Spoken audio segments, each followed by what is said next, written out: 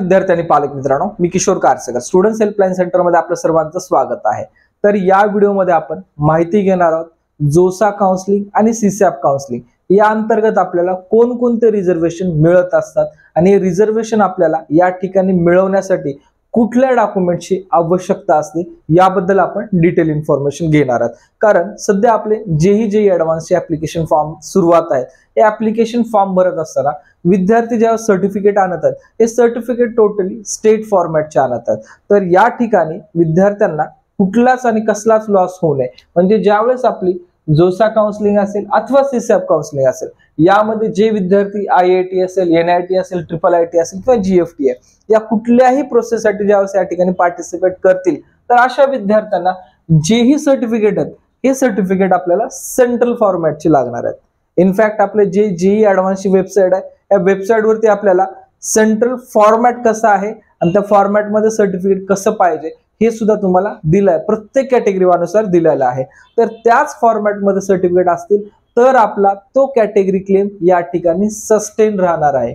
In case ते certificate नसतील तर आपल्याला ज्यावेळेस जोसा काउन्सिलिंग अंतर्गत एखाद्या कॉलेजमध्ये अलॉटमेंट होईल, फर्स्ट राऊंडला अलॉटमेंट झाली, जर आपण स्टेट फॉर्मॅटले सर्टिफिकेट अपलोड केले तर त्या ठिकाणची आपली ते कॅटेगरी क्लेम कन्सिडर केला जाणार नाहीये। आणि जर आपल्याला कॅटेगरी मधनं जर सीट अलाउड झाली असेल तर आपली पहिल्या राऊंडची या ठिकाणी सीट कॅन्सल होणार आहे।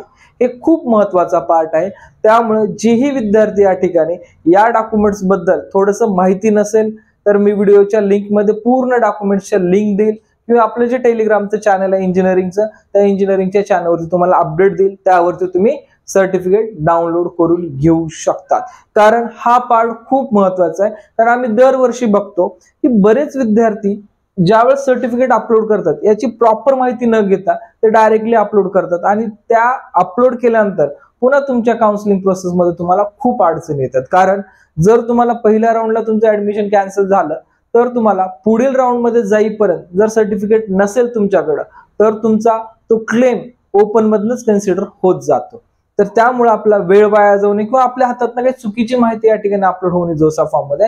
त्या अनुषंगाने मी पहिल्यांदा तुम्हाला रिझर्वेशन कुठले मिळतात दोन्ही काउन्सिलिंग मध्ये, ते किती % मिळतात आणि त्याचे जे सर्टिफिकेट आहेत त्या सर्टिफिकेट तुम्हाला मी स्क्रीनवरती शो करेन, ॲज वेल एज त्याच्या लिंक तुम्हाला मी डिस्क्रिप्शन मध्ये देईल। आता सर्वात पहिल्यांदा आपण माहिती घेणार आहोत EWS सर्टिफिकेट किंवा EWS किती रिझर्वेशन। जर पाहिलं असता सेंट्रली EWS साठी 10% रिझर्वेशन आपल्याला उपलब्ध आहे। आता 10% रिझर्वेशन उपलब्ध आहे, पण सध्याला जे मराठा कास्टचे विद्यार्थी आहेत ज्यावेळेस EWS सर्टिफिकेट काढायला जात आहेत तर EWS सर्टिफिकेट मिळत नाहीये। हा सुद्धा खूप मोठा प्रश्न या ठिकाणी निर्माण झाला आणि विद्यार्थ्याला अप्लाय करायसाठी सांगत आहेत SEBC मधनं, आणि SEBC मधून अप्लाय करायचं असेल तर तुमच्याकडे caste certificate, caste validity, non criminal या 3 गोष्टी लागणार आहेत। तर विद्यार्थ्याकडे सध्या कुठलीच गोष्ट नाहीये, तर त्या विद्यार्थ्यांना या ठिकाणी सध्याच्या परिस्थितीला खूप अडचण येत आहे। पण ज्या विद्यार्थ्यांनी ऑलरेडी JEE मेन्सला अपडेट केलेलं आहे आपण कॅटेगरीचं, तेच तुमची कॅटेगरी पुढे राहणार आहे। यावरती गव्हर्नमेंट काहीतरी डिसिजन देईल 100%। कारण बरेच विद्यार्थी ज्या विद्यार्थी मराठा कास्ट मध्ये आणि ज्यांचं EWS सर्टिफिकेट मिळू शकतं पण सध्याच्या स्थितीला मिळत नाहीये, तर अशा विद्यार्थ्यांना या ठिकाणी अडचण येत आहे। आणि जेही विद्यार्थी EWS मधून अप्लाय करणार आहेत तर जर महाराष्ट्र MH काउन्सिलिंग म्हणजे महाराष्ट्र स्टेट इंजिनिअरिंग काउन्सिलिंगला जात असेल तर या ठिकाणी आपल्याला अनेक्झर A लागतो। आणि ज्यावेळेस आपण सेंट्रल काउन्सिलिंग म्हणजे कुठलीही काउन्सिलिंग असू द्या त्यासाठी आपल्याला अनेक्झर या ठिकाणी I लागत असतो। दोन्ही फॉर्मॅट मी तुम्हाला स्क्रीनवरती शो करेन जेणेकरून तुम्हाला लक्षात यायला हवं। त्यानंतर जेही विद्यार्थी OBC कॅटेगरी मधून येतात, आता या ठिकाणी महाराष्ट्रातल्या विद्यार्थ्याला अडचण काय की OBC मधून ज्यावेळेस आपण येतो किंवा OBC क्लेम साठी जे डॉक्युमेंट्स आपण अपलोड करत असतो याच्यामध्ये आपल्याला कास्ट सर्टिफिकेट, नॉन क्रिमिनल आणि व्हॅलिडिटी हे 3 सर्टिफिकेट लागत असतात। तर विद्यार्थ्याकडे जे नॉन क्रिमिनल सर्टिफिकेट आहे हे सर्टिफिकेट विद्यार्थी सध्या अपलोड करत आहेत ॲज अ OBC NCL म्हणून। तर लक्षात घ्यायचं आहे जर आपल्या सध्याच्या स्थितीला जर आपल्याकडे या ठिकाणी नॉन क्रिमिनल नसेल किंवा OBC NCL सर्टिफिकेट नसेल तर या ठिकाणी आपल्याला सेंट्रलचा जो या ठिकाणी एक फॉर्मॅट दिला आहे तुम्हाला तो फॉर्मॅट भरून त्या ठिकाणी अपलोड करावा लागणार आहे। एक डिक्लेरेशन फॉर्मॅट म्हणू शकतो आपण, तो डिक्लेरेशन फॉर्मॅट आपल्याला तोपर्यंत अपलोड करायचा आहे।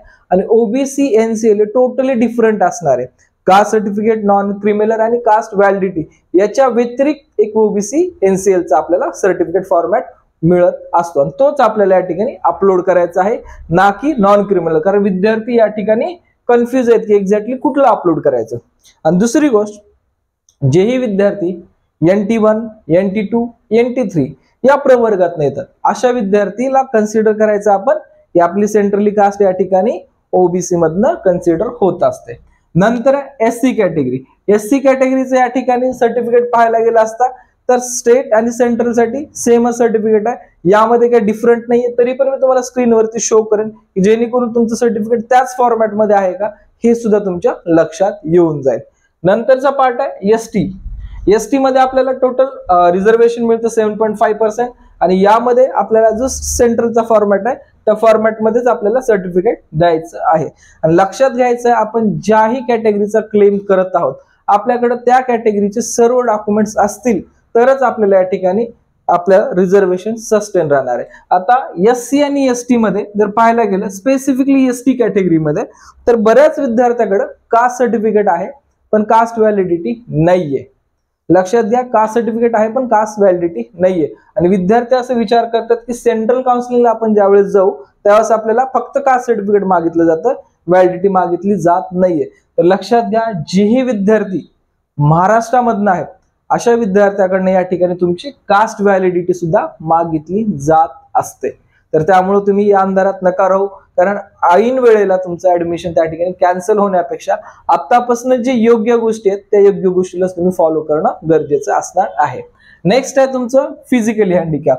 जेही विद्यार्थी PWD मध्ये आहेत अशा विद्यार्थ्याचं फिजिकली हँडिकॅपचं सर्टिफिकेट तुम्हाला ऑलरेडी काढून ठेवावं लागेल. त्याचं वेगळं इन्स्पेक्शन अगोदरच होतं जोसा काउन्सिलिंगच्या आणि त्याचा फॉर्म सुद्धा तुम्हाला अगोदर भरून त्याचं इन्स्पेक्शन वगैरे सगळं करून घ्यावं लागेल. आणि ज्यावेळेस जोसा एक सर्टिफिकेट प्रोव्हाइड करतो तुम्हाला NTA कडनं, तर त्या सर्टिफिकेट जर तुमच्याकडे असेल तरच तुम्ही स्क्राईब म्हणून या ठिकाणी कन्सिडर केले जाणार आहात. ठीक आहे.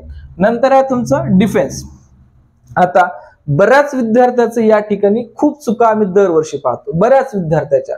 कारण या चुका काय होतात की आपले वडील भारतीय सैन्य दलामध्ये आहेत, म्हणजे विद्यार्थी या ठिकाणी ऍक्टिव्ह सर्व्हिसमॅन, एक्स सर्व्हिसमॅन या कोट्यातनं या ठिकाणी अप्लाय करत असतं. पण लक्षात घ्या, जो आपला जोसा CSAP या काउन्सिलिंग अंतर्गत हा ऍक्टिव्ह सर्व्हिसमॅन किंवा एक्स सर्व्हिसमॅन हा कोटा नाहीये या ठिकाणी. तर या ठिकाणी जोही डिफेन्स कोटा तुमचा कन्सिडर केला जाणार आहे, हा डिफेन्स कोटा फक्त आणि फक्त जे विद्यार्थ्याचे वडील जो आपले वॉर कंडिशन होती या वॉर कंडिशन मध्ये जर ते सीमेवरती वारले असतील किंवा त्यांचा मृत्यू झाला असेल तर त्याच कंडिशन मध्ये तुम्हाला या सीटचं रिझर्वेशन मिळत असतं.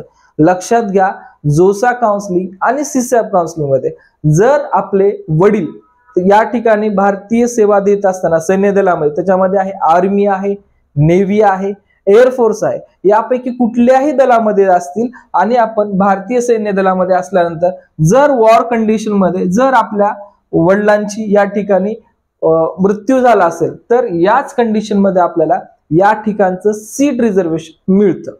अजून एक कंडिशन काय, इन केस या व्यतिरिक्त डेटच्या व्यतिरिक्त जर आपल्या वडिलांचा या ठिकाणी परमनंटली डिसॅबिलिटी आली असेल, परमनंटली या ठिकाणी अपंग झाले असतील तर अशा विद्यार्थ्यांना सुद्धा प्रत्येक IIT NIT मध्ये किंवा IIIT मध्ये या तुम्हाला 2 सीट मिळत असतात. लक्षात घ्या, फक्त 2 सीट. यामध्ये जो मेरिट असतो हा मेरिट खूप लो असतो, खूप म्हणजे खूप. इव्हन ज्या विद्यार्थ्याचा 2.5-3 लाख पर्यंत आहे ते सुद्धा विद्यार्थी चांगल्या चांगल्या कॉलेजमध्ये ऍडमिशन मिळू शकतात. पण त्याची डिफेन्सची कंडिशन काय की एक तर आपले वडील या ठिकाणी डेट झालेले असतील अथवा आपल्या वडिलांना या ठिकाणी परमनंटली म्हणजे या ठिकाणी अपंगत्व आलं असेल परमनंटली, तरच या कंडिशन मध्ये आपल्याला डिफेन्स रिझर्वेशन जोसा आणि CSAP काउन्सिलिंग मध्ये मिळत असतं. बऱ्याच विद्यार्थ्यांचं या ठिकाणी दरवर्षी आम्ही कन्फ्युजन झालेलं पाहतो. थोडीशी माहिती वाचतात आणि मी डिफेन्स कोट्यातनं रिझर्वेशन सिलेक्ट करतात, पण ऍक्च्युअल कंडिशन या पद्धतीनं आहे.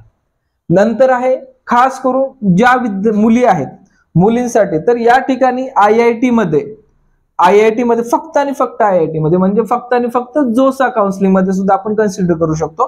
ज्या मुली आहेत या मुलींना सेपरेटली 20% आरक्षण मिळत असतं. लक्षात घ्या, बऱ्याच वेळेस अशा साध्या आणि सिंपल गोष्टीच्या माहिती अभावी बरेच विद्यार्थी त्या प्रोसेसमध्ये इलिजिबल असून, सीट मिळणारी असून सुद्धा या ठिकाणी ऍडमिशन प्रवेश प्रक्रियेत भाग घेत नाहीत. कारण पाहिलं असता, कारण असे रूल्स रेग्युलेशन्स विद्यार्थ्यांना माहिती नाहीत की IITचं सीट मॅट्रिक्स डिवाइड कसं होतं. आणि डिवायडेशन माहित नसल्यानं, प्रत्येक कॉलेजचं सीट मॅट्रिक्स एक्झॅक्ट माहित नसल्यानं विद्यार्थी पालकांची या ठिकाणी कन्फ्युजन व्हायला चालू होतात आणि चांगले जे कॉलेजचे सीट मिळणार आहेत त्या सीट मिळत असतात, या ठिकाणी कॅन्सल होत असतात. यामध्ये फिमेल सुप्रिमरी सीट म्हणून असतात विद्यार्थी मुलींसाठी, आणि या मुलींसाठी सीट का ठेवल्यात 20% रिझर्व्ह, ऍटलिस्ट 20%. IITच्या ब्राउझरमध्ये सुद्धा मेन्शन केलं, ऍटलिस्ट 20% या ठिकाणी कॉलेजला सीट रिझर्व्ह ठेवणं अनिवार्यच असणार आहे. रिझन काय की जो जेंडर बॅलन्स आपलं या ठिकाणी थोडस कमी जास्त आहे, तर ते जेंडर बॅलन्स लेवल येण्यासाठी सेंट्रल गव्हर्नमेंटने जेही IITs आहेत या IITs मध्ये 20% सीट या ठिकाणी रिझर्व्ह ठेवल्या आहेत, खास करून मुलींसाठी. तर बऱ्याच वेळेस या ठिकाणचा जो कट ऑफ असतो काही ब्रांचेसचा, तर हा कट ऑफ इतका लो येतो की आपण अनएक्सपेक्टेड या ठिकाणी विचार सुद्धा करत नाही की आपल्या विद्यार्थ्याला या लेवलमध्ये IIT मिळू शकतं म्हणून. तर विद्यार्थ्यांनी पालकांनी अशा एक नाही बऱ्याच बारकावे असतात IIT आणि जोसा काउन्सिलिंग मध्ये, तर ते आपण व्यवस्थित जर फॉलो केलात तर आपल्याला क्लिअरली कळेल की आपल्याला एक्झॅक्टली कुठली सीट या ठिकाणी मिळू शकते. तर ज्याही विद्यार्थ्यांना या रिलेटेड काय अडचणी असतील कमेंट्स मध्ये विचारा, ऍज सून ऍज पॉसिबल मी याचे आन्सर तुम्हाला देण्याचा प्रयत्न करेन. आणि सर्वात महत्वाची गोष्ट आहे, ज्याही विद्यार्थ्यांना आपल्या स्टेट ऑफ महाराष्ट्र इंजिनिअरिंग कॉलेजसाठी प्रवेश प्रक्रियेत जर भाग घेत असतील तर आपली या प्रकारे एक हँडबुक आहे की या हँडबुक मध्ये तुम्हाला किती ब्रांचेस आहेत, त्या ब्रांचेस बद्दल तुम्हाला थोडक्यात माहिती दिली, 4 वर्ष त्या ब्रांच मध्ये काय शिकायचं याबद्दल पण माहिती दिली आहे, आणि प्लस आपले जेवढेही कॉलेजेस आहेत या कॉलेजेसच्या प्रत्येक कॉलेजचा कॉलेज कोड, कॉलेज नेम, ते कॉलेज कुठल्या युनिव्हर्सिटी अंतर्गत येतं, त्या कॉलेजमध्ये कुठल्या कुठल्या ब्रांच आहेत, ऍज वेल एज कॅटेगरी वाईज त्या कॉलेजच्या ब्रांचचा कट ऑफ काय आहे, इन डिटेल इन्फॉर्मेशन तुम्हाला दिलेली आहे. कॉलेजच्या स्थापना वर्षापासून ते ब्रांचच्या स्थापना वर्ष, कॉलेज स्थापन वेगळं झालं असतं, कधी ब्रांच कधी 2-3 वर्षात सुद्धा आली असते, अशी इन डिटेल इन्फॉर्मेशन आपल्या या बुक मध्ये दिलेली आहे. बुकची कॉस्ट तुम्हाला 300 रुपीज आहे. ज्या विद्यार्थ्यांना बुक हवी, असे बुक हवी असणारे विद्यार्थी आपल्या व्हॉट्सअप नंबरवरती मेसेज करू शकतात. पेमेंट मोड विचारून आपल्याला हे बुक सॉफ्ट कॉपी किंवा हार्ड कॉपी या मीडियम मध्ये या ठिकाणी मिळवून घेऊ शकतात, जेणेकरून ज्याही वेळेस आपली स्टेट काउन्सिलिंग चालू होईल या स्टेट काउन्सिलिंग मध्ये आपल्याला याचा फायदा खूप जास्त होणार आहे. कारण यामध्ये जवळपास 135 जे महाराष्ट्रातले टॉपचे कॉलेजेस आहेत त्या टॉपच्या कॉलेजबद्दल आपण इन्फॉर्मेशन दिलेली आहे. ठीक आहे, थँक्यू फॉर वॉचिंग.